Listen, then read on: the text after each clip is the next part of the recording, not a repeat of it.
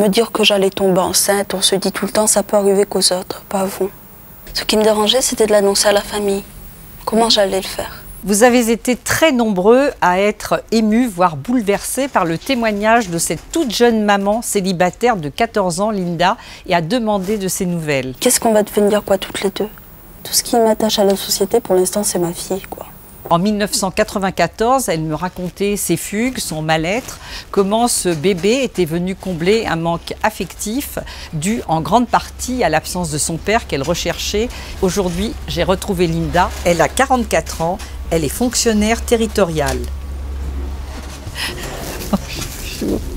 Linda, ça fait tellement plaisir. Ça me fait aussi beaucoup de bien de te revoir. C'est vrai? Oui. En te revoyant, ça, ouais, je préfère. Hein, je préfère, ça sera plus simple. En te revoyant, ça m'a permis quand même de réaliser tout le chemin parcouru. Hein, parce que aujourd'hui, je suis maman de 2 enfants. Mathis a presque 18 et ma fille en a 30 aujourd'hui. En fait, tu t'en es bien sortie.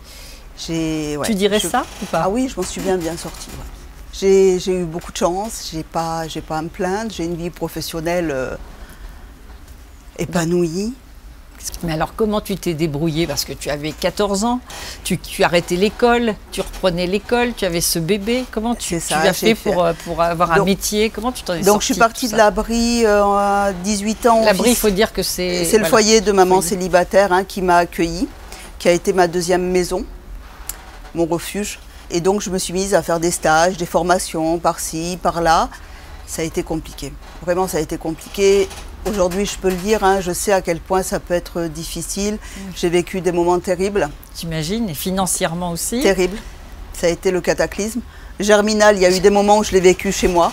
Pendant cette période, j'ai vécu des choses assez compliquées. Hein. Tu as le surendettement, tu as les difficultés de la vie quotidienne à assumer. Et tant que tu n'as pas cette stabilité-là, tu as peur du lendemain. C'est ça qui a été le plus dur? Ça a été, ouais. Par rapport au manque affectif, c'est plus effectivement le travail. Ouais, ça a été ça, ouais.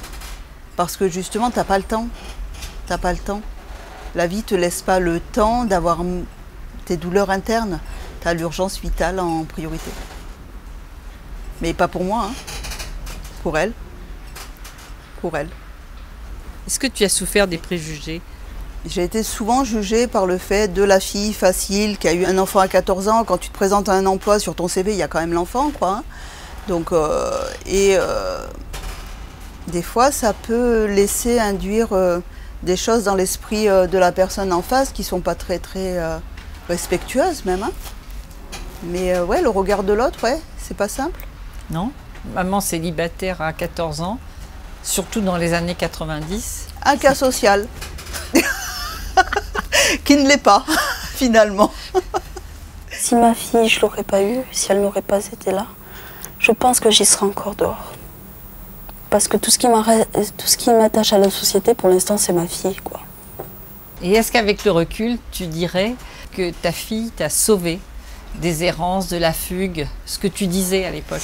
Elle m'a sauvée, elle m'a permis de partir peut-être tôt, mais au juste moment, hein, vers une autonomie, vers une indépendance.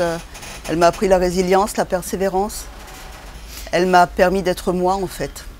Elle m'a permis d'être moi. Tu disais, nous allons grandir ensemble. Je grandirai en même temps qu'elle, en fait. Et à partir de là, je verrai. C'est vrai.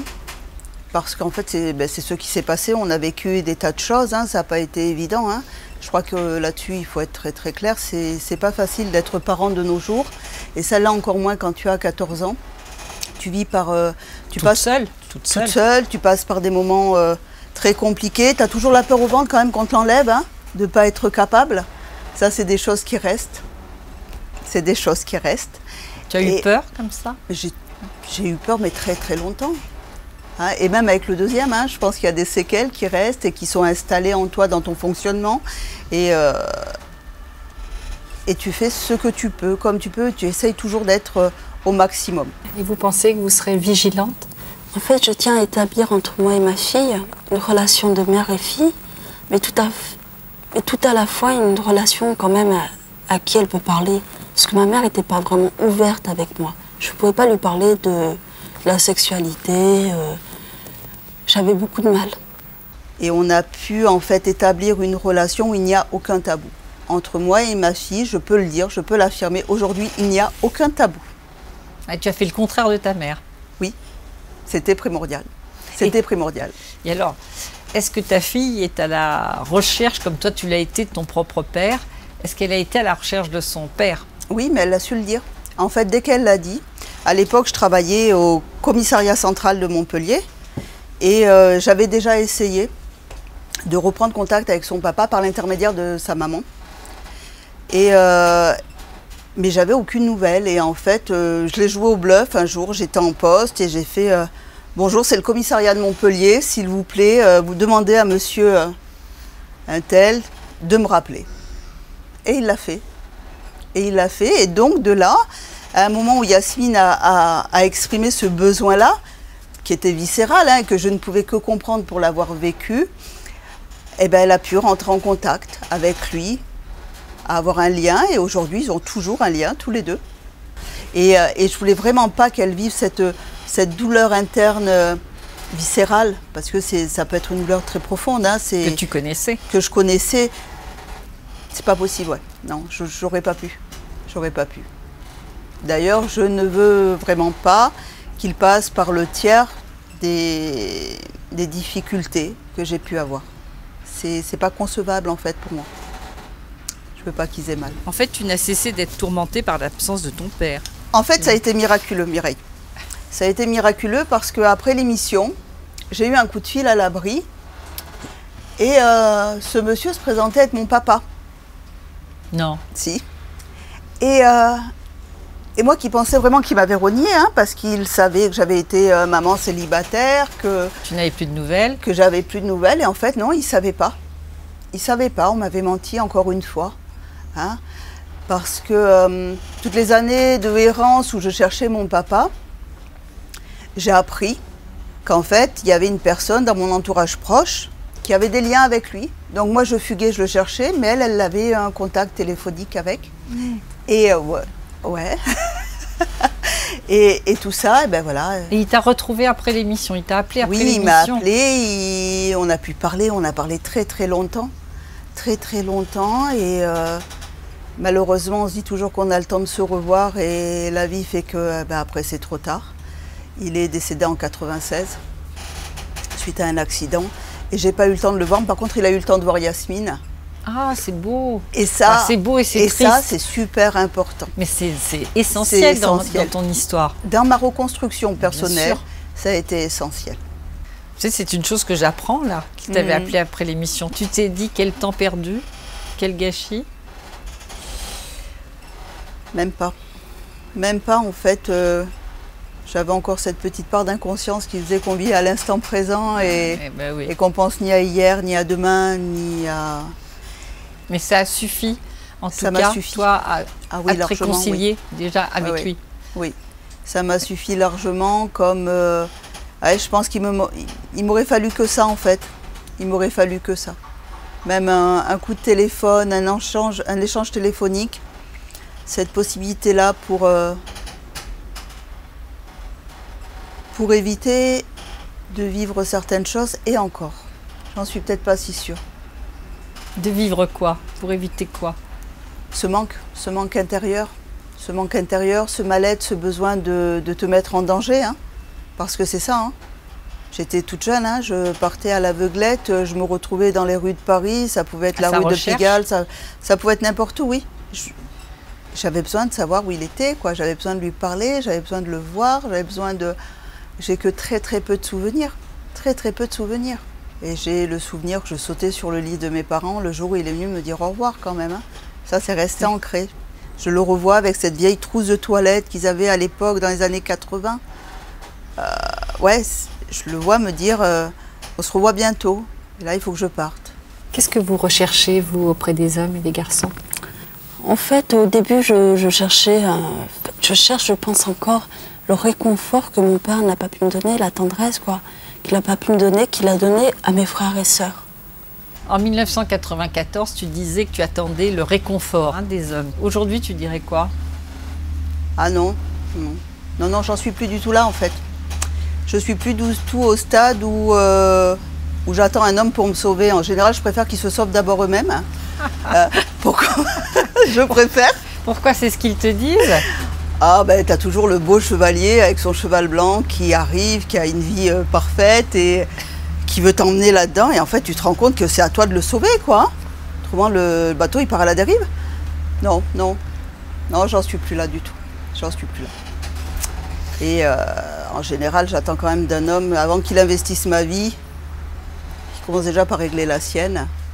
Et après, éventuellement, on pourra faire un chemin ensemble. Je crois que le catalogue des hommes toxiques, je l'ai tout fait. Je l'ai fait. Je l'ai fait. Je l'ai fait. J'ai feuilleté, c'est comme la... C'est-à-dire? Alors, j'ai eu des tas d'expériences. J'ai eu des expériences de vie, hein, comme toute femme qui s'assume, hein, est normalement constituée. Et non, aujourd'hui, non. Pour l'instant, je suis célibataire. Je dis bien pour l'instant parce que ce que j'attends de l'amour est bien différent de ce que j'en attendais il y a quelques années, encore hier. Et moi, tout ce que je veux aujourd'hui, c'est un vrai binôme, quoi. J'ai pas du tout envie d'être avec quelqu'un qui est célibataire mais marié, qui est célibataire mais veuf à la fois, enfin qui est veuf mais qui est pas veuf en fait, parce que la femme l'attend à la maison. J'ai pas envie de ça, quoi, dans ma vie. J'ai pas envie de ça. J'ai envie d'autre chose. J'ai envie d'être dans le partage, j'ai envie de progresser avec l'autre, j'ai envie d'avoir des projets. Des projets. Mais tu n'as pas rencontré un seul homme avec lequel tu te sens bien? Si, je me suis mariée avec et puis... quand même oui. Ah oui, oui, quand même, oui, mais j'ai tout fait. Oui, alors dis-moi, tu t'es mariée quand même? Je me suis mariée en 2014. Ok, ça a fini par un divorce, mais ouais, on peut dire, ouais, que mon ex-mari a été un homme qui m'a apporté et qui m'a appris que les hommes ne fonctionnaient peut-être pas tous de la même façon. Bah, c'est sûr. Ah oui, c'est sûr. Quand mais même. ça, il fallait en être convaincu. Tu es toujours aussi déterminée, parce que tu étais comme ça, hein, très déterminée. Ouais, je m'en rends pas compte en fait. C'est vraiment... fragile et en même temps très déterminée. C'est ça. De toute façon, tu le voulais ce bébé. Tu avais décidé d'aller même seule, coûte que coûte. Ça pouvait pas être autrement. Yasmine, c'est vraiment quelque chose qui a fait que, à l'intérieur de moi et dans toute ma trajectoire, ça ne pouvait pas être autrement. Ouais, c'était la première pierre de reconstruction. Ouais. C'était un appel au secours et en même temps, elle venait tellement là te donner de l'amour, tout ce que tu voulais. Oui. Puis elle m'a tellement remis en place aussi des fois. Hein, c'est le privilège d'être parent. Parce que ça ne doit pas être évident, évidemment. Non, ça n'a pas été simple en fait à l'arrivée de son frère. Comme par hasard, elle avait 14 ans. Justement, tu as dû avoir peur pour elle, non? Tu t'es posé des questions quand elle avait ton âge? Ouais, mais elle fonctionnait différemment. Ouais. C'est vraiment un sentiment profond. Et puis le fait qu'elle soit en relation avec son père, en fait, je pense que j'avais à quelque part balayé la possibilité que ça puisse se reproduire. Je me suis pas trop mal débrouillée quand même. J'étais petite, mais c'est pas trop mal. Très bien. Très, très bien. Ce soir, on vous met. Ce soir, on vous met le feu. Est-ce que tu te souviens de pourquoi tu as fait cette émission, Belle et Masque? À l'époque, je pense que pour moi, ce qui était important, et ce qui l'est aujourd'hui, parce que quand j'ai revu que ça avait réapparu, je me suis dit, ça ne doit pas être anodin. J'espère que ça servira à une jeune ou à quelqu'un qui en a vraiment besoin. Je crois qu'il est important de dire que les secrets de famille, les non-dits, ça emmène des gens à des situations extrêmes et terribles en fait. Et je ne suis pas un cas isolé. Non. Hein? Et il y a bien des cas encore bien plus graves. Et j'espère juste que ça va permettre un jour aux parents juste d'oser parler, en fait, juste oser communiquer. Hein, communiquer avec vos enfants, quoi. Ne les laissez pas dans cette douleur interne qui ne se referme pas facilement. C'est une sacrée blessure. Hein. Ouais, qui amène à se mettre en danger ou à s'autodétruire. Ou à s'autodétruire, oui. Et toi, tu as trouvé le palliatif. C'est ça. Mais je me serais peut-être autodétruite aussi, hein, je ne sais pas. Je pense qu'à un moment donné, il y a plusieurs chemins et selon lequel on prend, on ne revient pas, quoi. Et aujourd'hui, c'est le message que tu veux faire passer en ça. étant là. C'est ça. Surtout parler à vos enfants, quoi. Ne les laissez pas dans le silence des non-dits. Ne les laissez pas comme ça. Pour ne rien manquer sur ma chaîne Ina Mireille Dumas, abonnez-vous et activez la cloche.